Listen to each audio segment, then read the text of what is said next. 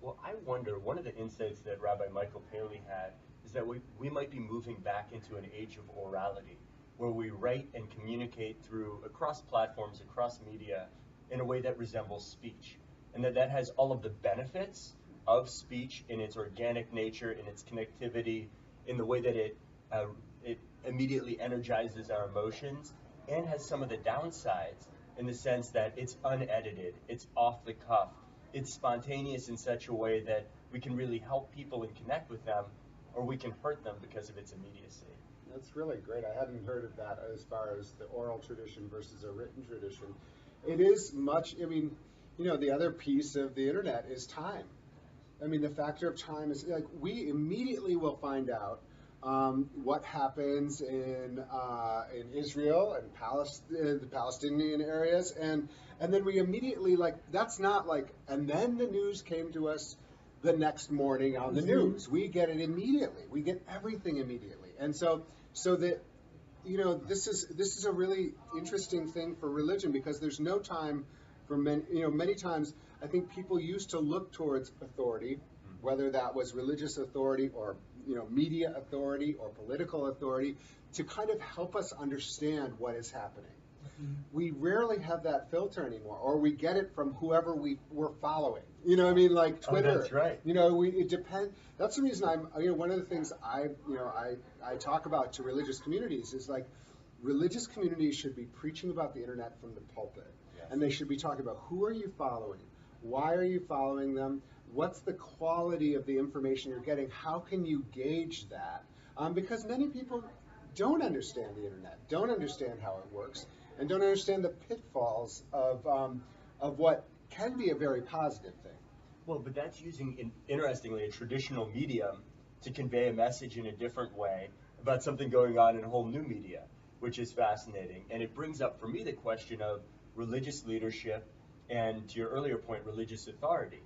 One of the things that comes up for me as a congregational rabbi is the issue of immediacy, that in a very different way, I feel responsible to respond to needs within the community, either presenting my opinion if there's an external event taking place, or responding directly to people's needs, some of which feel very immediate and some of which might feel less immediate, but could be responded to instantaneously. So instead of just getting a letter or a phone call, I get text messages, I get Facebook messages, I even get tweets responding to my tweets. And so it's lovely in terms of opportunity, and for me raises the question of the shifts. I mean, I became a rabbi in this environment, so I don't know differently. But you've been a pastor before the age of the internet. What do you think is happening to religious leadership, or what should religious leaders do nowadays in an era when they are connecting and communicating in so many different ways? I think it's such an interesting question. I don't have the answer. I'm not working in a pastoral position right now, so I can't exactly tell you. I think that there's something to be said for leading by example. So how you decide to make yourself accessible via these various means to your congregants could maybe say something about how they, as a professor in a university, make themselves accessible to students, which means accessible but not manipulated. Yes. And I think that we need to talk about that. Wait, you didn't respond to my text. I texted 5 minutes ago. Why are you ignoring me? Why do you hate me? I think that those kind of things, that's a pitfall.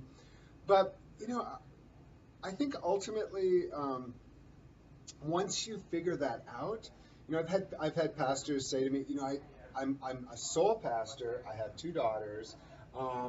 I have so much I'm supposed to do, and now my congregation wants me to tweet. Yes. And I'm just going crazy. And so my basic message is that's good news, because it means they want to hear more from you. They want you more in their life, because they're online all day doing whatever their jobs are. They're following Twitter, whatever. And they just want to be reminded that they have this spiritual leader that cares about them and will tweet something that may say I'm just praying for my congregation today, or prayers for the people in our neighborhood at the soup kitchen, whatever. So that it does allow this opportunity for engagement outside of the normal avenues that we viewed as how religious leaders interact with people.